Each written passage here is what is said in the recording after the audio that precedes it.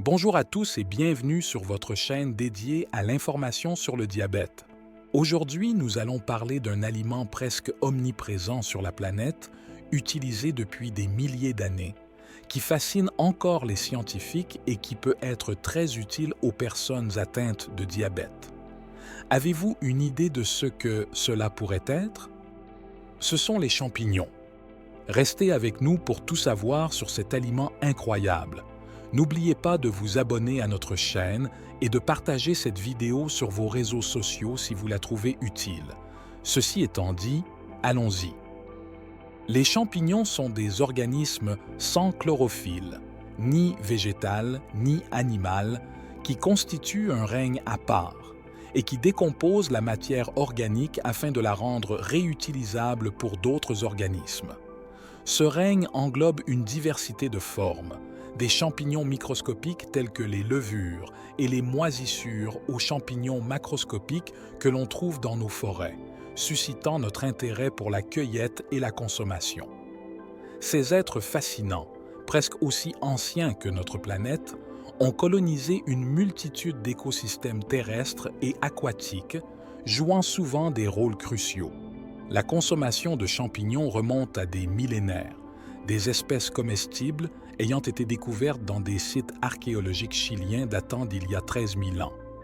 En 1991, des archéologues ont découvert une momie nommée Ötzi, un homme vieux de 5000 ans qui transportait deux types de champignons, le Polyporus du bouleau, probablement à des fins médicinales, et l'amadou, probablement utilisé comme allume-feu, soulignant ainsi l'interaction ancienne entre l'homme et ses organismes. Au-delà de leur rôle historique, les champignons continuent d'intriguer les scientifiques pour de multiples raisons. Saviez-vous, par exemple, que les arbres communiquent entre eux grâce à un réseau souterrain créé par des champignons? C'est l'une des nombreuses raisons pour lesquelles les chercheurs restent fascinés par ces derniers. Une des autres raisons est leur capacité à traiter un large éventail de maladies, y compris le diabète, car ils contiennent des antioxydants, des alcaloïdes, des fibres, des triterpénoïdes et d'autres substances phytochimiques puissantes.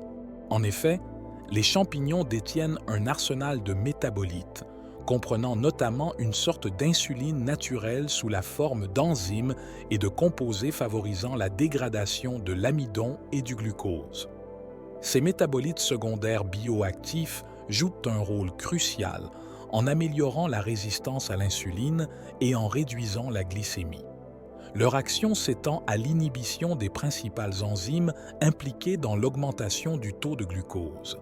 Ils sont capables de restaurer la sensibilité des tissus périphériques à l'insuline et de rétablir la fonctionnalité des tissus pancréatiques et des glandes endocrines afin d'augmenter la production d'insuline par les cellules bêta. À l'échelle mondiale, diverses investigations portant sur les composants actifs extraits des champignons suscitent un enthousiasme croissant, entraînant la délivrance de multiples brevets pour ces extraits dans de nombreux pays.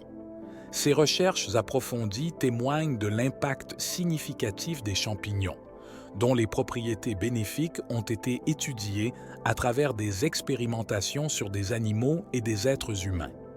Les résultats de ces études mettent en lumière le pouvoir des champignons sur le corps humain, ouvrant ainsi la voie à de nouvelles perspectives dans le domaine de la recherche médicale et des applications thérapeutiques.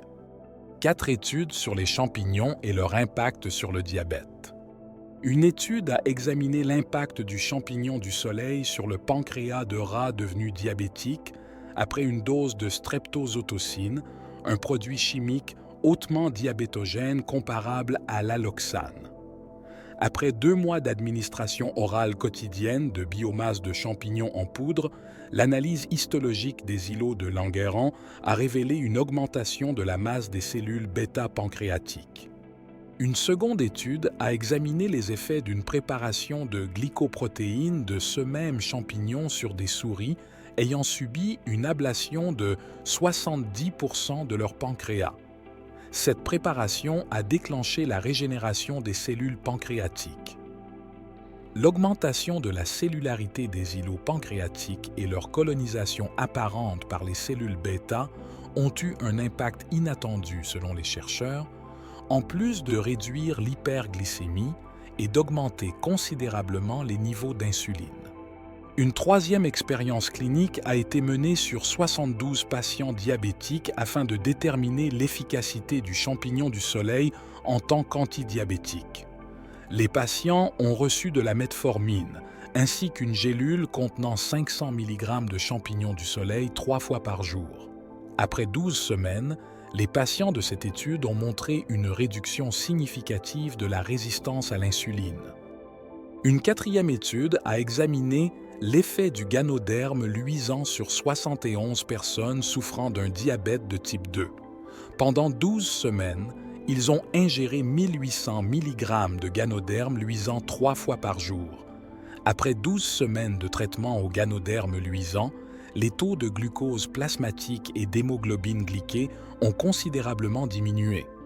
Il existe de nombreuses autres études sur le sujet, et les citer toutes n'est pas l'objectif de cette vidéo.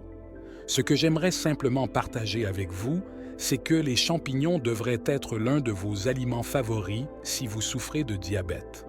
En effet, ils contiennent très peu de graisse, de cholestérol et de glucides, mais beaucoup de protéines, de vitamines, de minéraux et de puissants composés phytochimiques, entre autres. N'hésitez donc pas à les inclure dans votre alimentation quotidienne, car ils peuvent réellement vous aider à soigner votre diabète. Sachez que je vous ai préparé une liste de 19 champignons qui ont directement montré des effets bénéfiques sur le diabète. Vous pourrez télécharger ce document gratuitement. Le lien se trouve en commentaire. Également, si vous souhaitez en savoir beaucoup plus sur le diabète, je vous recommande grandement la lecture de ce livre. J'y partage de nombreuses autres informations qui peuvent vous être très utiles. Voilà les amis, j'espère que cette vidéo vous a aidé à en savoir un peu plus sur les champignons. Si tel est le cas, pensez à mettre un pouce bleu, à vous abonner si ce n'est pas déjà fait et à la partager sur vos réseaux sociaux. Je vous remercie pour votre fidélité et je vous dis à bientôt pour une nouvelle vidéo informative sur le diabète. D'ici là, mangez plein de champignons et prenez soin de vous.